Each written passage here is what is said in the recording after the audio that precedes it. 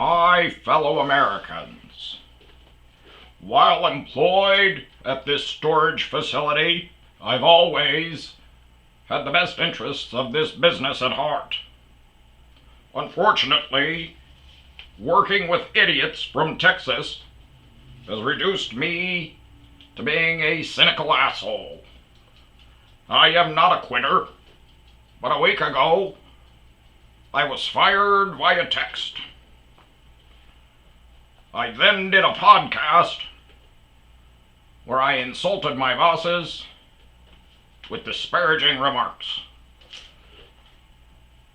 I cannot release said podcast out of fear that my spineless coward of a boss will retaliate against a coworker because she watches my show. I need to bleep out all the shit that I talk about my boss before releasing it. In the meantime, I wanted to bring everyone up to speed about where I'm at in life, especially the 5 to 6 people that still watch my podcast. Welcome to Uncle Rico's Storytime. So, about a week ago, dude got super pissed about my bosses, smashed into my gate, bam, bam, bam, drove off. Next day, I'm out there wrangling the gate, so it opens so our trash so people can get in and out. And I get a text that says, "Morning, Nick. Wondering if you had a chance to read the email regarding your termination letter." So, fired. But what happened was just an awesome day, which never happens. I can remember the amount of times where shit didn't go wrong, on one hand. So I wake up to being fired, call my mom.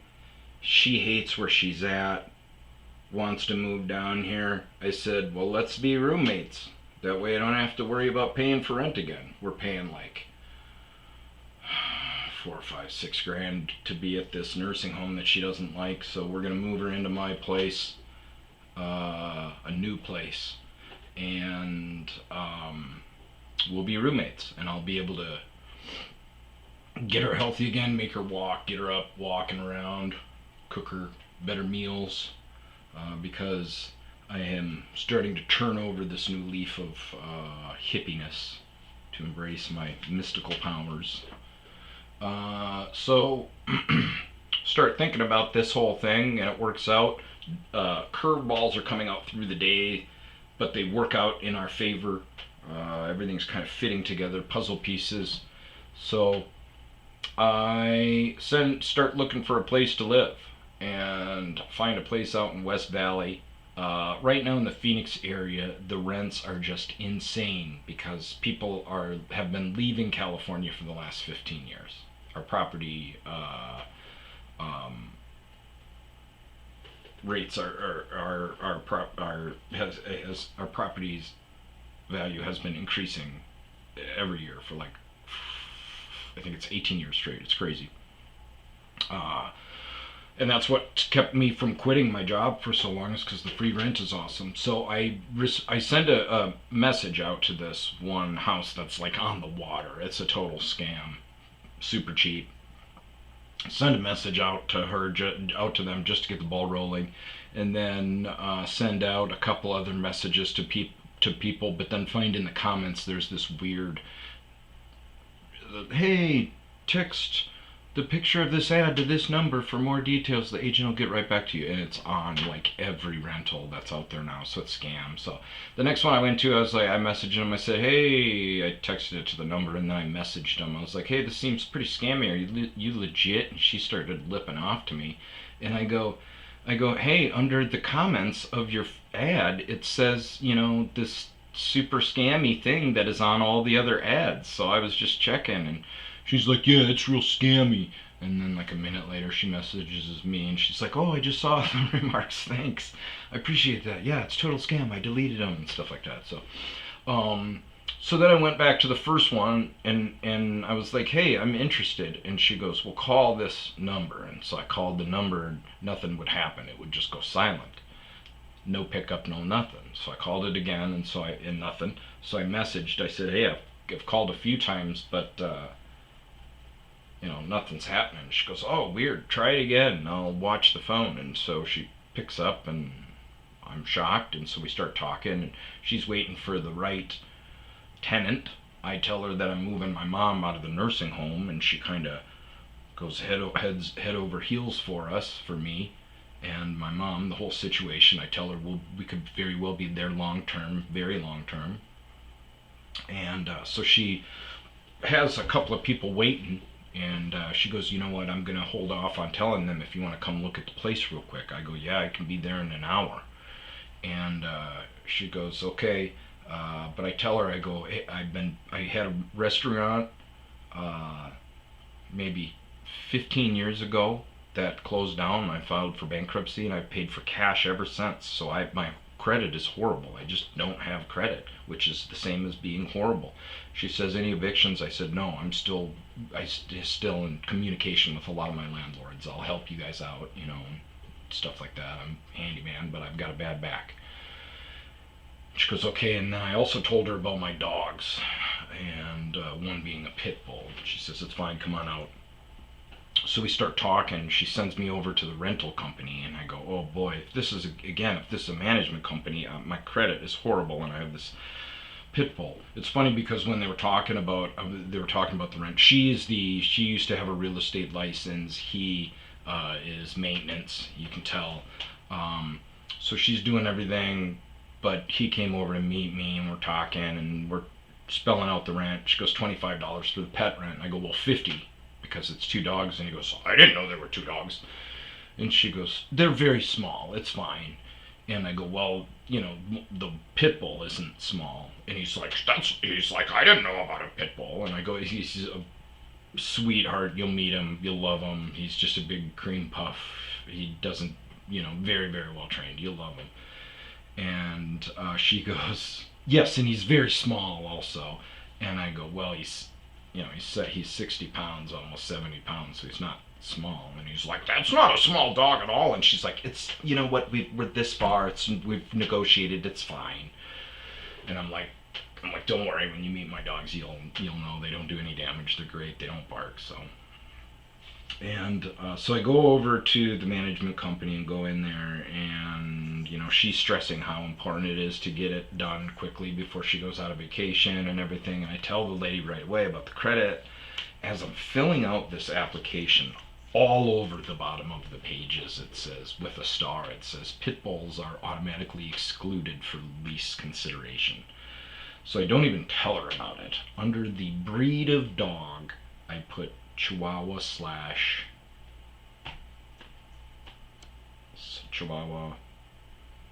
pit bull, and I scribble it, I think. I forgot what I did. But I have a question. I'm gonna go run to the bank and wait for all this stuff. I have a question, so I go back in, and she gives me a finger, and I have to sit there for another 10 minutes, and then she comes out kind of with a scowl on her face, and she's like, "Here's the money you owe us." And I'm like, "Oh, so we're accepted?" And she goes, "Yep." And I didn't realize process this until later, after the day was over. But in a span of 2 hours, in a market that's very skewed towards the landlord, I looked at a house and rented it on the water with horrible credit and a pit bull. So that's done. I'm feeling good. I go to my team's hockey game. It's the last game of the season. We win it. My goaltender buddy Robert, the plan was to replace him, and then I would be in goal by the time playoffs came. And then I just wasn't getting healthy, so I stopped playing hockey, both skating out and goaltending. And Robert, meanwhile, got cataract surgery, and he played frickin' awesome. Like 45 shots, 3 goals against. We won, I think 4-3, 5-3, something like that. I'm not sure, I can't remember. But then the next week, so just a couple of days ago, dude pitches a 1 goal, 30-some shot gem against the number 2 team in the league, and we beat them 3-1. So the Tens are still in the playoffs, baby, holding on for dear life.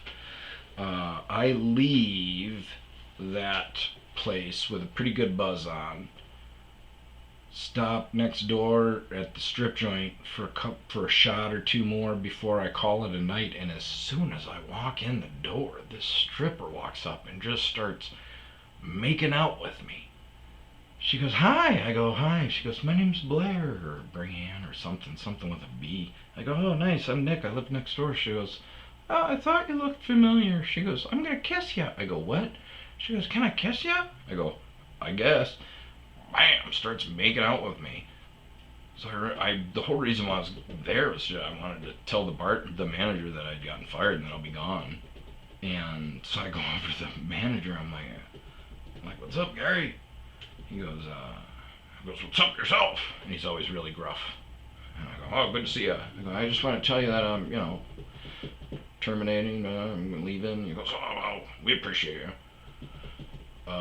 And I go, "Oh, I told him the story about me hitting the lady with the tomato." And he goes, "Oh, nice, nice." And I go, I figured you'd appreciate it more." I go, and he says something. He goes, "I'd appreciate it if you didn't make out with my employees." And I'm like, "Dude, I just walked into the spot and she started sucking my face.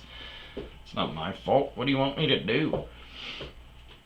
So, but yeah, it was a good day. So I am embracing this meditation, natural foods, more natural foods, you know. But so the deal is, it looks a little sparse behind me because I'm moving. With the termination comes an eviction also. So this could very well be the last podcast for a while. I do, now that I'm getting into this nice place, we have a den, I'm going to set that up as my studio. So this will not be the last of the Rico, but probably a little bit of a break. So what else is going on? Oh yeah, so this natural thing.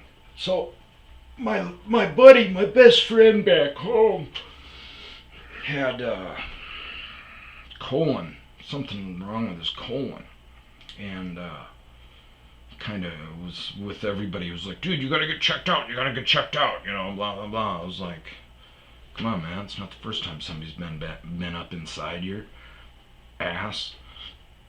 And he never really responded to, the childish kidding.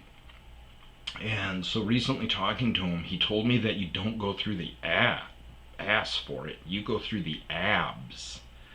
So he's like, because we were talking about my hand surgery, and he's like, "Yeah, I was on bed rest for a while too." And then he starts telling me that it's the abs, and I'm like, "Oh my God." I go, "Dude, you can't laugh, you can't sit up, you can't do it." He goes, "No, it was extremely painful." And I go, "Oh, that's why you were telling everybody to go get checked and do your thing." He goes, "Yeah, so with this new health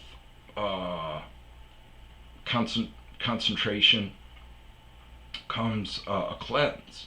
So I start this cleanse where you have to take the same amount of capsules in the morning and at night, and I quickly go to bump up to 3 right away because it's not affecting me. And then after about a week of that, I incorporate this oregano, oil of oregano. I see this ad and do some research where I guess this stuff just flushes you out and pushes some crazy stuff out of you. So I start taking that in conjunction with the 6 pills in the morning, 6 pills at night. And this is like colon cleanse. It tastes like I'm burping up evergreen and pine all day. But nothing is like affecting me. I mean, I had a couple of days where it was like, okay, you ate some bad Mexican food, but then that was it. And you're supposed to have like regular, like, oh God, I gotta go a couple of times throughout the day, and I'm still just weird. So either, I don't know, either I'm not that screwed up in there, or I really am binded up with not nasty stuff. I think Brad had polyps or something like that. I don't know, but we'll see. Okay, so that has brought everyone up to speed on my stew regularity. On the next episode, we will discuss what my boogers look like. Just kidding. Okay. Peace out.